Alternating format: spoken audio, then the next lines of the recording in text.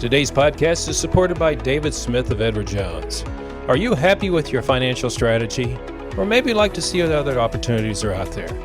Well, give David a call at 469-372-1587. That's 469-372-1587. David is only concerned about one person, that's you and your financial health. So check him out, David Smith, Edward Jones, 469-372-1587. Hey everybody, it's the Trout, and welcome to the Trout Show. Hope you're having a great day. You know, I've interviewed a lot of artists, and sometimes I forget that they have other things in their life other than just performing music. It's what they do that makes their lives interesting. This episode, we talked to a young lady, a blues guitar player out of Indianapolis. Her name is Sadie Johnson. Now, Sadie's only 26, and she started playing guitar when she was only 10, but her unique background is what made her so interesting to me. I actually got to meet her in Dallas when she came to perform recently. But other than just playing guitar and trying to get her footing on a recording career and writing her own music, which she's releasing a new album real soon, she also donates her time to helping children play guitar with music therapy and other things to help her community with her musical skills. I really like that, and I really enjoyed talking to Sadie. So if you like hearing about Sadie and her blues music and the fact that she was a huge, and still is a huge, Eric Clapton fan. So up next, a great blues guitar player out of Indianapolis, Sadie Johnson. That's next on The Trout Show.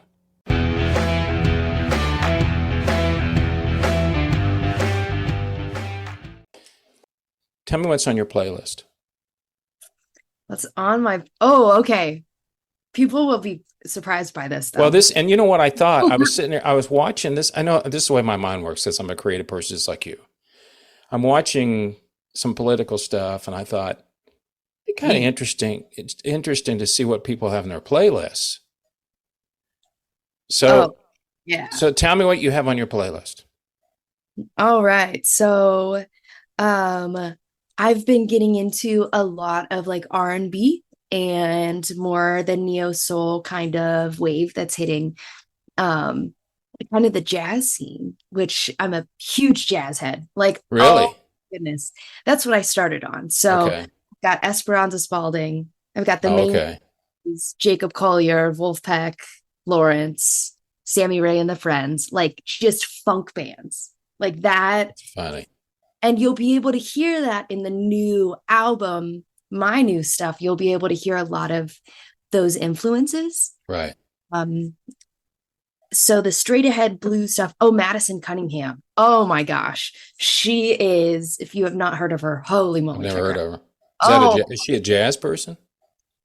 She's like folk, a little bit more folk than Anna. But she just won a Grammy. And she's my age. Grammy? Who wants a Grammy? I mean, come on. I don't know. And she's a Cat 5 artist. So let's go back to the beginning. When did you know that you wanted to play guitar? That I wanted to play guitar, or that I wanted to be a guitar player? Because those are two different dates. So it's kind of like guitar player, not play guitar. Okay. When did you want to know you're going to be a guitar player? It's a good, for those people on watching this, you'll have to figure out what she means, but I know exactly what she means. Yeah. I play drums, but I'm not a drummer. There you go. That's what right. Yeah. Okay. All right. 10 years old. Wow. Yeah. I started dabbling when I was 6. And so a couple years passed, and I'm one of 4 girls. And so we all are musical, and Santa got the oldest sister a guitar one year, and wasn't it acoustic? Or do you remember? We had an acoustic already, but this was just a Fender Squiire, just the Fender, player packages. Yeah. And I'm like, that's cool. That's really cool. So I started just dabbling, and then I realized I got it. My teacher who taught me everything, his name is Joe Lisanickia, and he's out of Indiana. And he taught me just a back and forth, like dun dun dun dun open E blues riff. Yeah. I'm like, this is it. That's Okay. it, I'm done. And then I heard, so then I started out in jazz and Fats Waller and Duke Ellington. Oh, those guys, the real jazz guys. Yeah, And Louis Armstrong. Louis Armstrong is still in my top 5 artists of all times that's funny. because he's so melodic and he uses space and he manipulates the sound with space. And it's just like this guy, and with like you can hear him swinging in the record. Like it's cool. And then when I was 13, I heard Eric Clapton, and it just That's it. yeah. I was like, this guy might be God. You mentioned Louis Armstrong. He was still alive when I was a kid. So Oh he my was on God. he was on Ed Sullivan and stuff like that. Oh yeah, and he come out with his lip had been worn out so much from playing the trumpet. I know this sounds a little silly, but you have to embrace the people that are so much older that won't be around very long. Eric Clapton, 78. Yeah, and I going mean, through neuropathy and everything, like, he's lived a tough life. you Right. heard EC. Do you remember what song you said? Absolutely. Which one? And this is wild because it's not even a blues tune. I've Got a Rock and Roll Heart off his Money and Cigarettes album. Ah, And I was 13. And so my 8th grade year, I was homeschooled, just 8th grade. I had 5 guitar lessons a week. That's when I started gigging. So I was I don't even know if I finished 8th grade academically, but that's fine. We're fine. It's fine. I'm 26 now. So if they hold it's a it against, little late now to worry. right. Yeah. Um, and what I did, I just put on my Pandora station and would like try and get work done. And then I'd get so wrapped up in the music, I'd pick up my acoustic that was right next to me and start playing. And I'd watch Eric Clapton videos and just like, the note for note thing, like his tune Broken Hearted that he wrote down in Antigua about this huge storm and all this stuff. And there was this recording of him, and I wanted note for note, finger flip for finger flip. Oh Like wow, you were into it. I was obsessed, but I listened to I've Got a Rock and Roll Heart and I started crying. And It's I a cool run tune. into my mom's room and I'm like, Eric Clapton? She goes, the whole world has heard of Eric Clapton. Yes. Oh, and I mean, I was absolutely obsessed for probably a good 2 to 3 years, like hardcore Clapton. But then I started taking his influences. So the Freddie Kings, the Robert. I actually got to see Freddie. I Oh actually my got to see Freddie. gosh. Yeah, One of my friends played keys with him, and I'm like, that would have just been yeah. insanity. Those are the guys that we miss. You didn't ever get to see them, but those are the guys that I miss.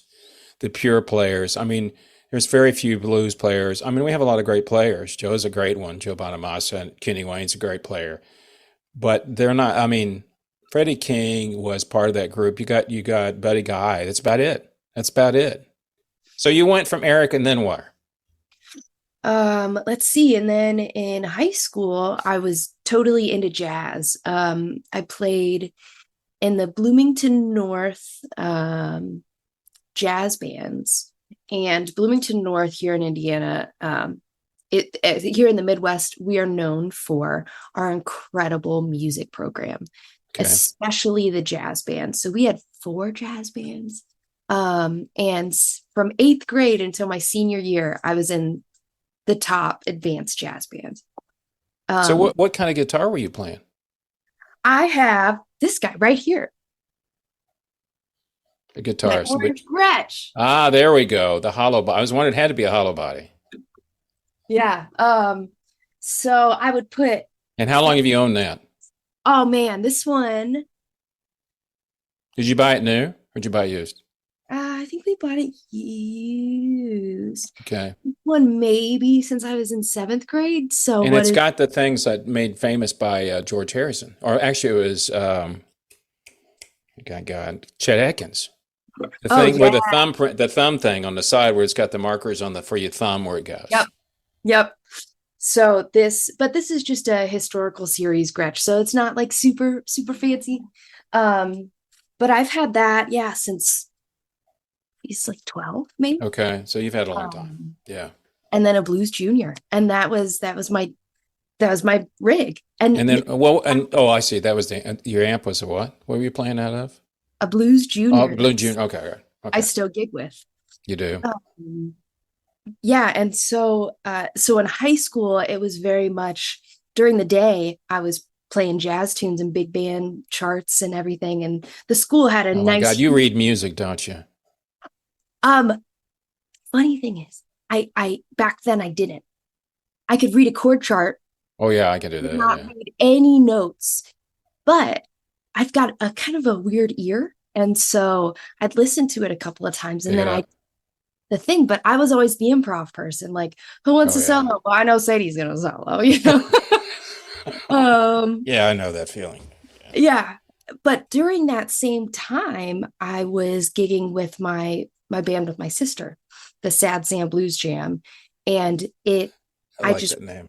yeah, Sad for Sadie, Sam for Sam, my older sister. We played blues and we were a jam band. It's So cool. it worked.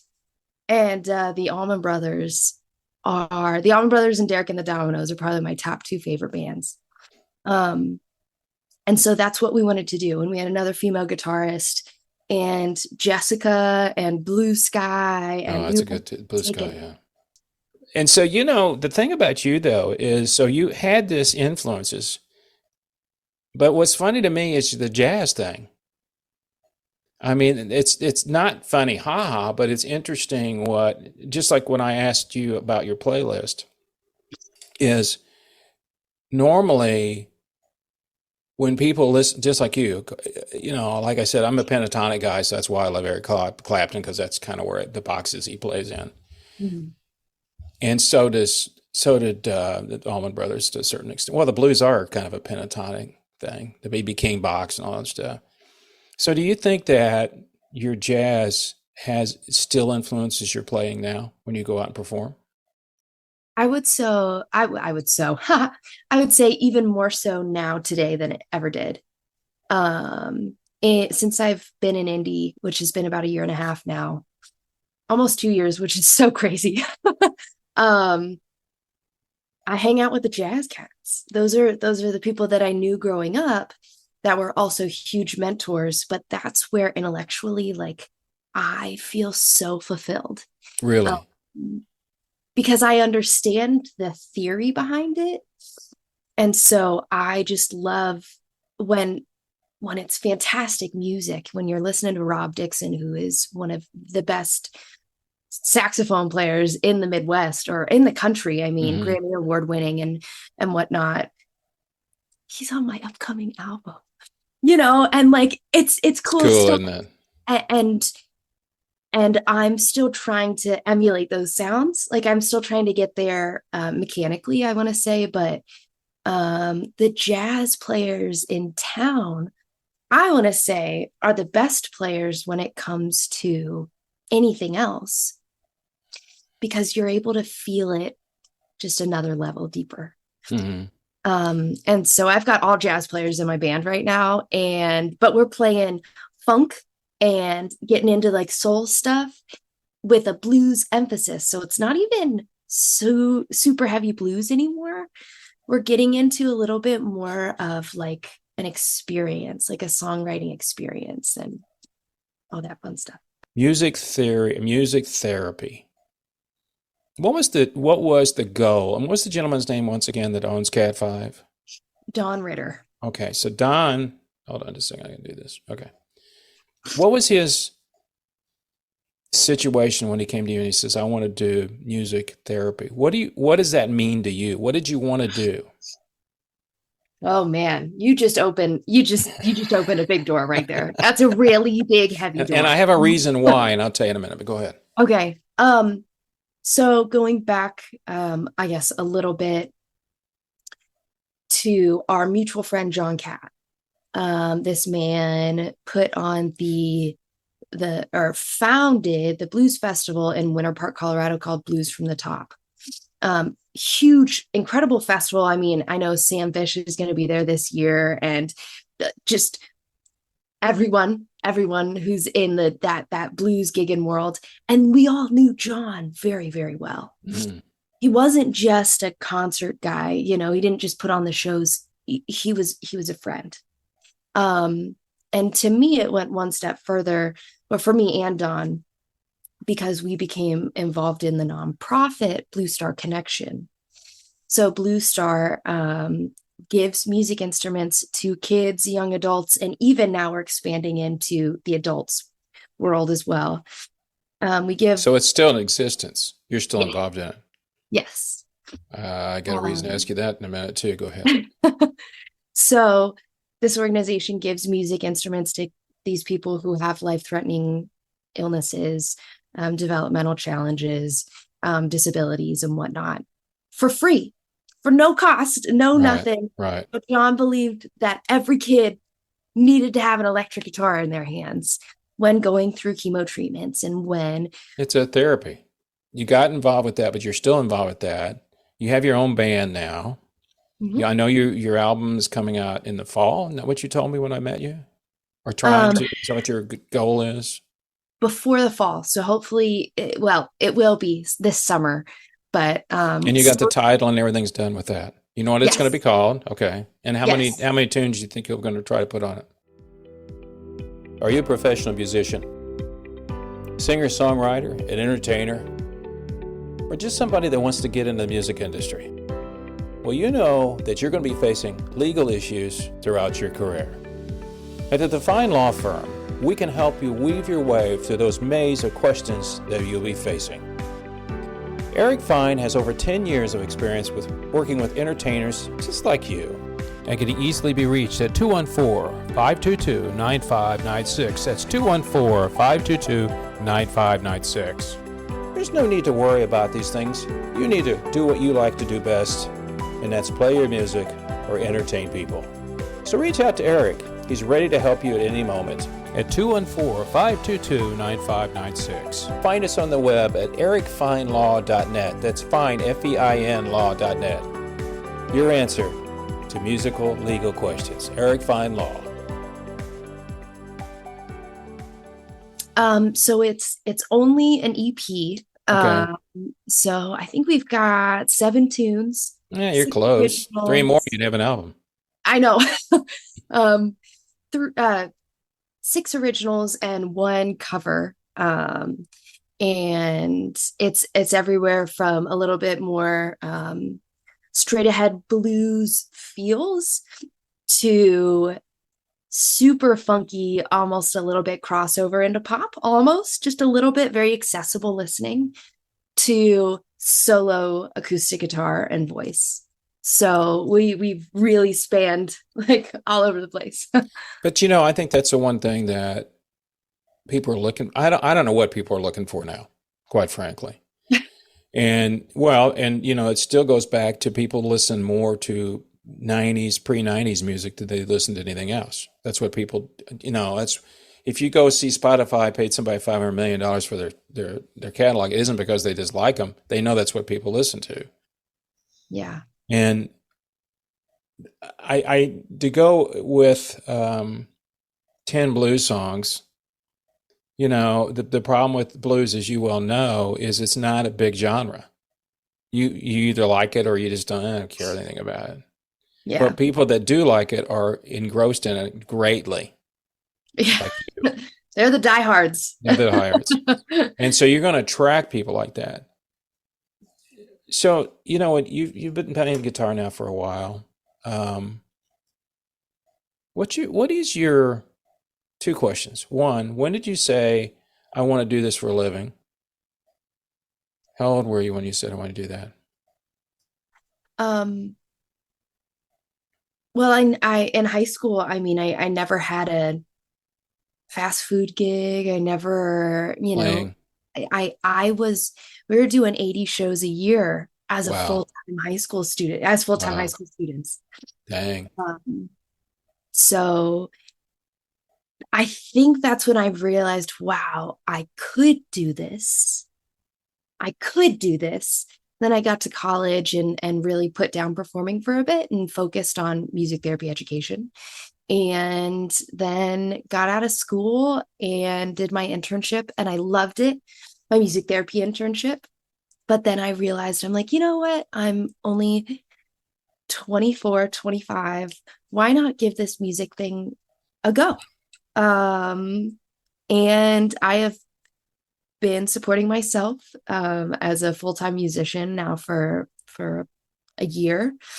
And now I'm even, putting out an album and so doing all that stuff. So I think it wasn't until so recently that I kind of realized, wow, this is something that I could see longevity with. You're only as good as your last gig. I mean, if you're not booked and not playing, you ain't eating. Yeah. And you've taken that leap, and I think that's amazing. I mean, I really do. I think I did not want to go through that when I was a kid. I had an opportunity, but I decided not to. I didn't want to ride around in a van and 300 dates a year and eat, sleep with four other people and eat peanut butter and jelly. I didn't want to do that. Yeah. So I took a different path. But now it's a little bit different, but because nobody sells records. So if you're not touring, you're not making any money. It's Yeah. merch. I mean, it's music live and merch. That's pretty much it. And Yeah. the $3,000 a year if you get 50 million streams from, whatever. Yeah. And so now you're at the point now that you're supporting yourself. It's got to be wonderful and scary at the same time. Absolutely. What are you doing to get your name out there more, other than talking to people like me? But I mean, what else? What are you doing? I mean, you have a lot of friends, obviously, in the business already. I mean, Um, have you thought? I'm sure you have. If opening up for people that are, well known. I don't know what. I know it's changed a lot because if you're really big now, if you're opening act, you have to pay to be the opening act. I mean, that's all kind of changed now. You know. yeah. So Um, how do you approach in your business life? so it's been within the past year that I've really started to try and understand this music business industry, which is very confusing and very rigorous. Um, but I also told myself, look, I need to get an album out before I go and do something like that. Um, as I feel like I'm finally happy with the way I'm sounding. Because as musicians, we're just perfectionistic, Oh yeah. anxiety driven, interesting people. I can always uh, do better. I can always do like, better. I can always do right. better. I can always do Oh better. my gosh. Oh my gosh. Yes. And so, struggling with that a lot personally, it always felt like the imposter syndrome until I've spent the past year playing and playing and playing and teaching and playing. And so really kind of refining where I want to sit musically. Um, and now I'm just starting to be like, all right, this could be something where I could open up, for a touring act or this or that solo acoustic or full band. Like I feel like I have the right tools in my tool bag to be able Hmm. to do that.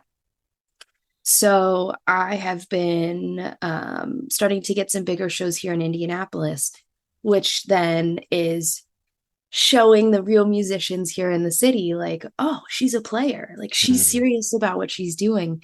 And so it's taking the, double headlining acts with Rob Dixon. It's playing Wonder Road, which is a huge festival that's going to be held here Father's Day weekend in Indianapolis. And I mean, Marcus King is on it, Jason Hmm. Isbell, Weezer, like all over the place.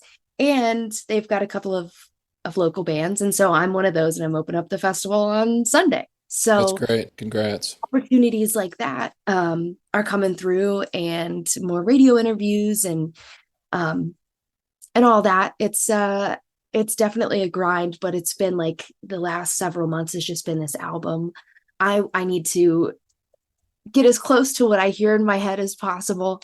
So it's taken a little longer than planned. If I understand your goal, and I mean, you're kind of an interesting person. First off, here's the advantage you got and the disadvantage. The advantage you have is you're very good at what you do. You have great ideas, you're very creative, and you have a really mix in your mind. Jazz, come on. But here's the thing that you don't have, or you have, is and I'm not trying to be too much on this, but you're a very attractive young lady. So when you walk on stage, people go, "Well, what you gonna do? A good-looking chick." You're not tatted up until you start playing, and then it all goes away. See, and that's something personally And you as a can't fix that. yeah, as an advocator for um women in music, um that it is such still a sexist world. Yes, it is. And the fact that people don't even give any musician a chance anymore if they don't look a certain way is absolutely disgusting. And the fact that we are going to stereotype people based on what they look like for their musical ability, that's just that just sucks, you know? But it's And been that that way for decades. exactly. And And and you know that's the thing about the blues, this is a great thing about the blues. Nobody cares really to a certain extent. oh, I would disagree. What I mean is you can be older and still play blues. You don't need to be 20 years old. I mean, obviously in the pop world, you got to still be young. It used to call, when I was young, it used to be called rock was a young man's game. And it was, and I made a concerted effort to talk to you, to Joanne, maybe Kara. I've talked to Neely. I made an effort to talk to women musicians for a reason. Okay. Because I think they need more exposure. And if you watch my Neely interview, I say something about how difficult it is for women. And I don't mean it's difficult, but it's different Exactly. because Yeah. it's not the same. And then when you start playing, it goes away. Because and I don't disagree with you, because the fact is that when I played in a band, I always joked about people had two thoughts when I walk on stage. They're going to sound like the 60s, or they're going to sound like they've been playing since the 60s.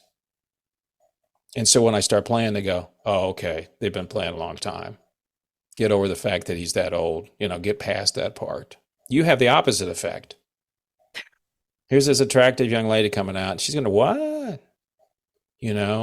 But I tell new players all the time, people want to love you when you walk on stage. They really do. It's your job to make sure they continue to love you. Mm-hmm. So, I mean, the bad thing about Dallas was it was hot, as you know, and a lot of people didn't hear you. They were all waiting for Orianthi. That's what because I didn't stick around because I didn't want to go, okay, I don't want to sit around another 3 hours waiting for her. But if you looked at the videos of her playing, where you played, it was full. Yeah. Because they all want to see her. I think in your situation, you're smart, you've got creativity, and I think I've always had this knack for picking out people that I think they're really talented. I'm not bragging. I just have that ability to go, okay, I know they're going to, all the people I've interviewed, I know which ones are going to do well. You're going to do well. You may not get where you want to go, but you're going to do well because of everything you've told me so far. You're driven and you understand. And I have the lady that's a professor up at UNT. She has a business to help people through the music business. That's one of the things she does.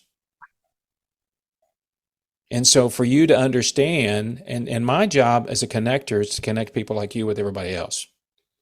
And what I get out of it is when I see Sadie on TV or see, that's what I enjoy. Kind of like you understand that feeling when you're helping a kid that's having problems, maybe they're terminal. You got it, you feel it. That's your payback. Mm-hmm. So when you get done with this album, EP, whatever you want to call it, how are you going to promote it? You just going to try to go out and do gigs and try to promote it, or how are you going to do it? I have some marketing campaigns that I'm putting in place for social media outreach, and then outreach to radio shows.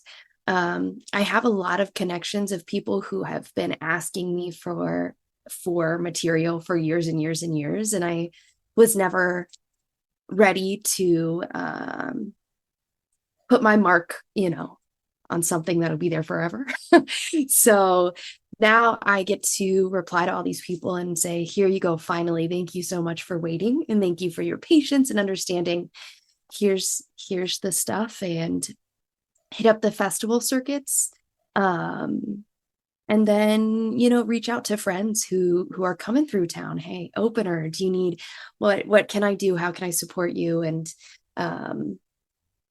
I'm also, just doing a lot of outreach in indie. I started my own nonprofit. And so we're doing a bunch of stuff. So even if it's not the traditional marketing yourself as a musician, but marketing as a music therapist and as a clinician and an educator as well, that's something that I'm very passionate about. And so I could tell that'll definitely help. And I've been incredibly blessed throughout my journey for the amount of support that I've had from so many different types of people in all industries, that people are finally ready, or they've been ready, but they're ready to hear Sadie Johnson music. So I think just even by word of mouth and sharing and playing the new songs for different crowds and different types of venues, like I'm starting in Indiana, and some people will say, that's narrow-minded, you're starting too small. I'm okay with that. I'm okay with where I'm at. it's your life. Exactly. Yeah. It's your musical life. It's what you think is right. And one thing I've learned about music, there's no right or wrong. So what's your goal right now? If you could wave a wand and I could change my life with a wand, what would you do? What would you do? What do you want to do if you had that opportunity? Money was no object and you could do everything you want to do. Well, for one, to have no creative block so I can get rid of this or to finish this stinking album. That would be awesome. That would be fantastic. Yeah. That's a really hard thing to say because I have so many kind of doors open and passion projects that are happening right now. I've